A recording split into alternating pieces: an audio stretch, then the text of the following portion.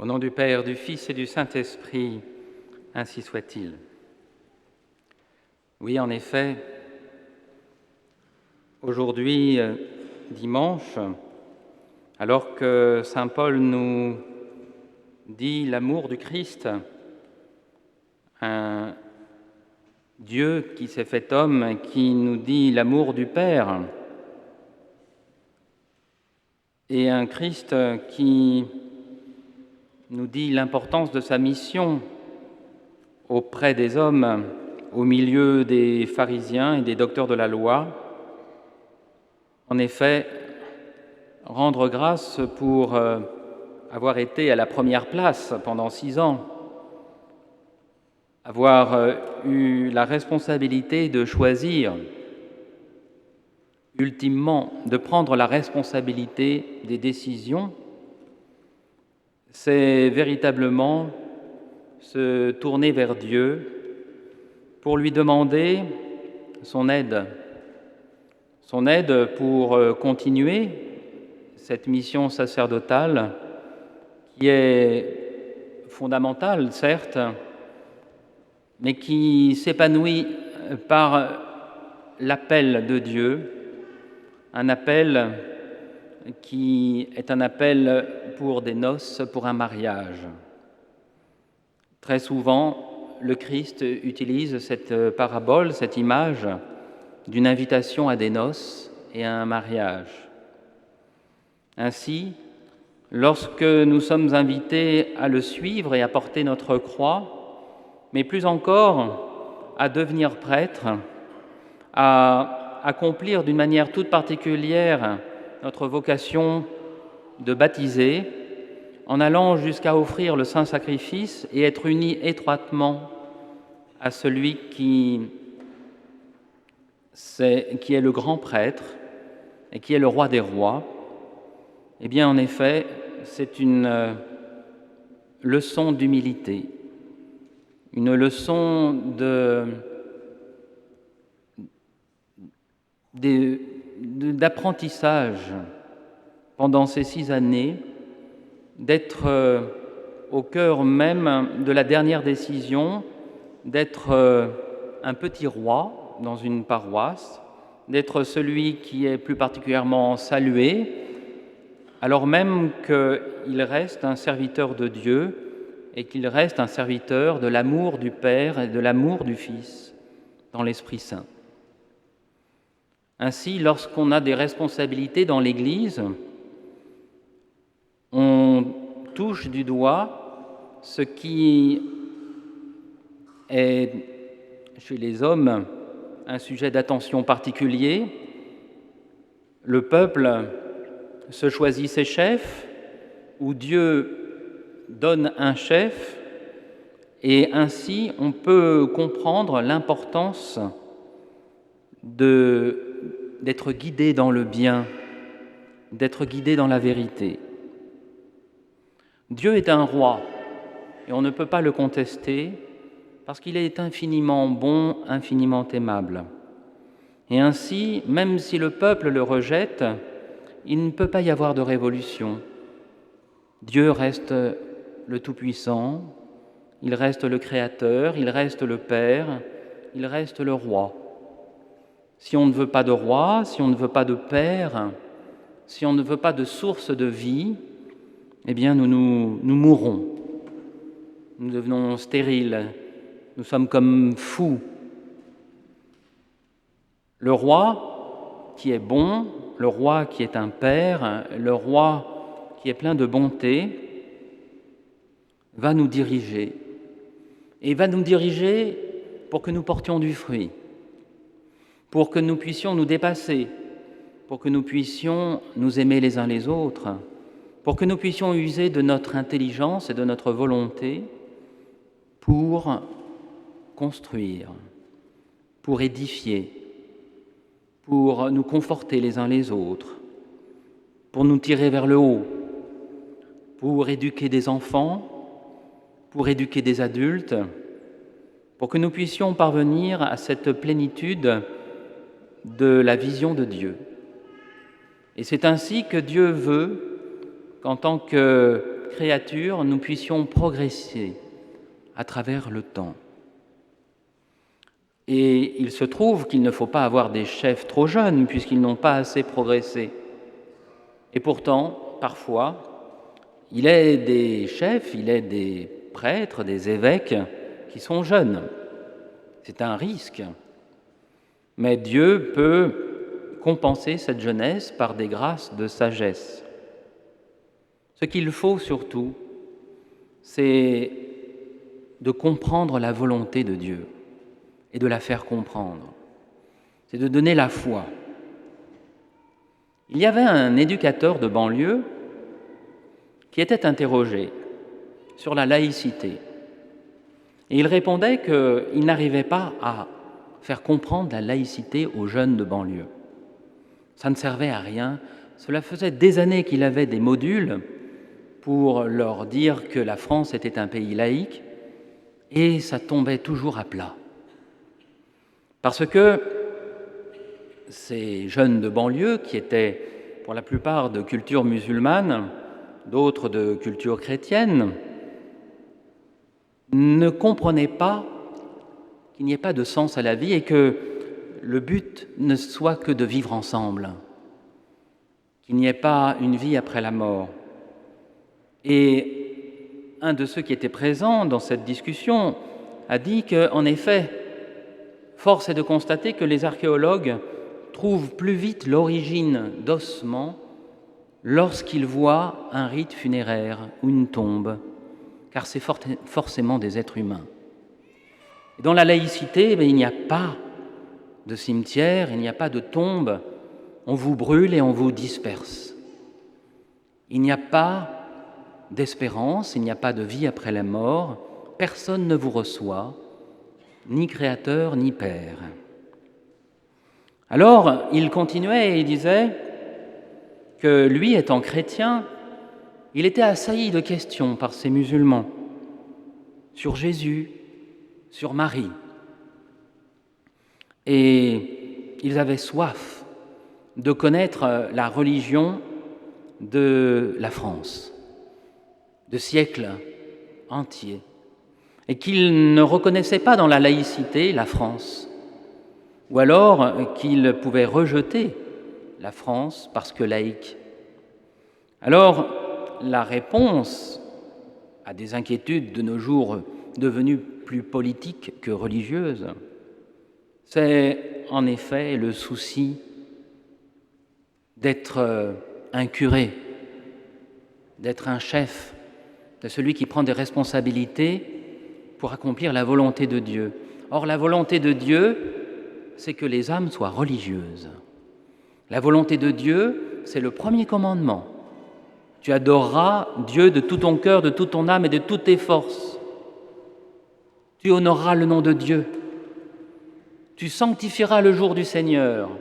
Tu honoreras ton père et ta mère. Tu ne tueras pas l'innocent. Tu ne feras pas d'impureté. Tu ne voleras pas. Tu ne mentiras pas. Tu n'auras de désir que dans le mariage, et tu n'auras pas de désir impur. Et tu n'auras pas le désir des biens de ton prochain, et tu ne seras pas jaloux. Voilà ce qui devrait être enseigné de morale naturelle dans toutes nos écoles. Que nous soyons au moins déistes, à défaut d'être chrétiens, pour pouvoir dire à tous ceux qui viennent en France que depuis des siècles, nous croyons que Dieu s'est fait homme, né de la Vierge Marie. Nous avons fêté le 8 septembre la Nativité de la Vierge. Avec délicatesse, la liturgie laisse passer 9 mois entiers depuis sa conception immaculée, le 8 décembre. Nous fêtons aujourd'hui, dans ce 12 septembre, le Saint Nom de Marie. Eh bien, elle nous a donné l'espérance d'Israël. Elle nous a dit que le peuple juif était destiné à reconnaître Jésus comme son Messie et son Dieu. Ainsi donc, un curé peut avoir la joie de baptiser ceux qui sont de culture juive et qui doivent s'épanouir dans la foi en Jésus-Christ, de baptiser des musulmans pour que leur foi en l'existence d'un Dieu tout-puissant puisse s'épanouir dans un Dieu Père qui aime ses enfants et qui donne son Fils. Voilà le souci de tous les apôtres, voilà le souci de saint Paul qui est allé partout. Après avoir prêché à ses frères et à ses coreligionnaires, il a voulu être l'apôtre des gentils. Alors gentil, ça ne veut pas dire gentil, méchant et gentil. C'est la gens en latin, c'est les gens, la gentilité, les peuples, tous les peuples, tous les descendants d'Adam et Ève qui se sont répandus à travers tous les continents et tous les pays, avec toutes les couleurs de peau et toutes les langues, pour qu'ils puissent tous être baptisés dans la mort et la résurrection du Christ. Voilà donc la mission de tout prêtre, de tout curé, de tout évêque et de tout pape. Oui, nous sommes véritablement au partage des eaux. Nous devrons, si nous sommes choisis et invités au repas des noces, amener au roi et à son fils pour son mariage, eh bien, de nombreux invités encore.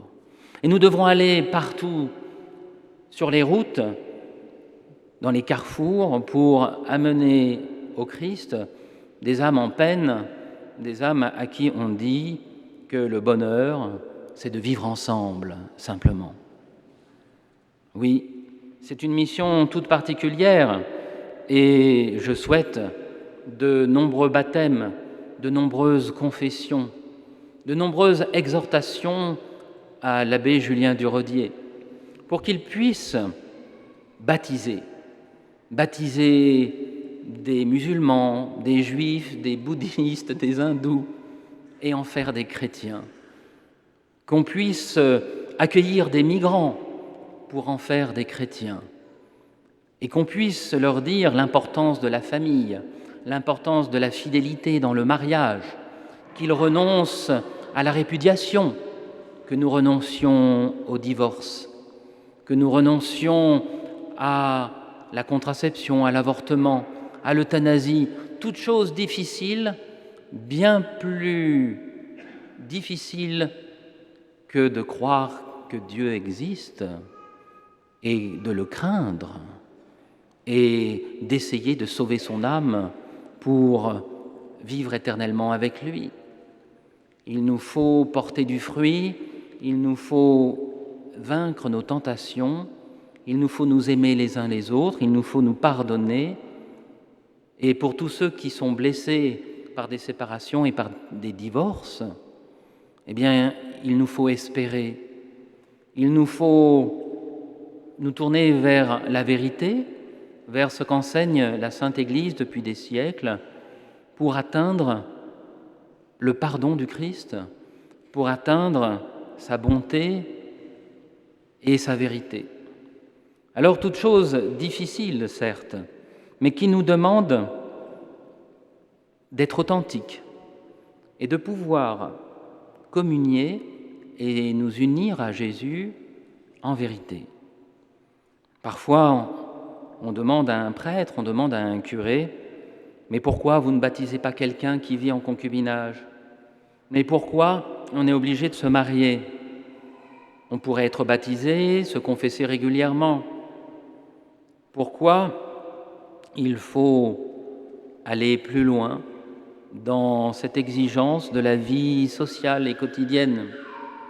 Eh bien justement parce que la foi en un Dieu d'amour nous demande une vie d'amour, une vie d'engagement, une vie exigeante.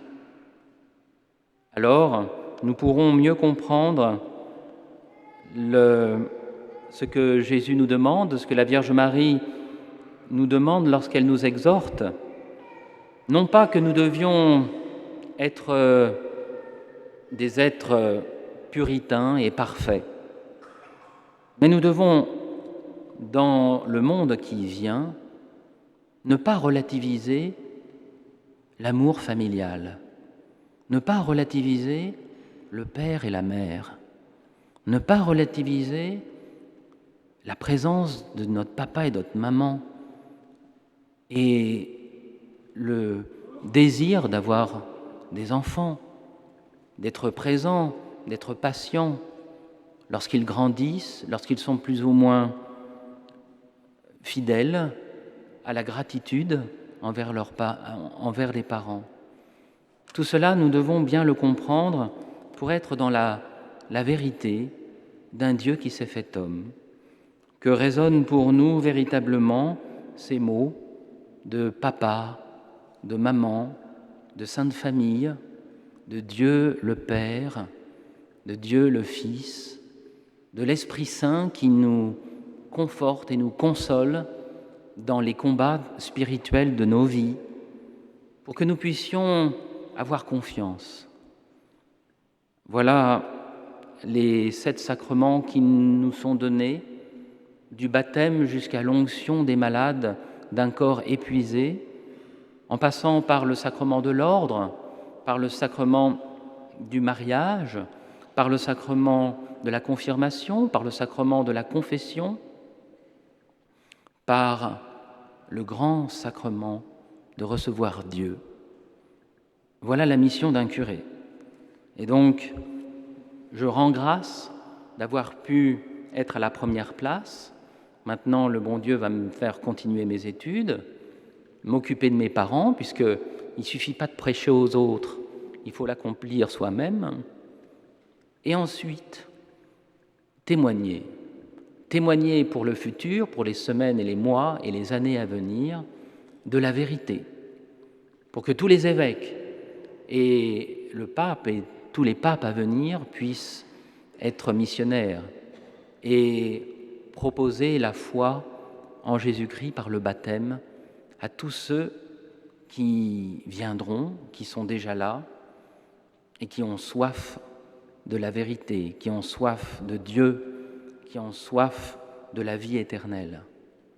Et bien que la Vierge Marie, dans son nom très doux aujourd'hui, puisse nous dire l'amour du Père, elle qui est sa fille, qu'elle puisse nous dire l'amour du Fils, elle qui est la mère, et qu'elle nous dise l'amour de l'Esprit Saint, elle qui est son épouse.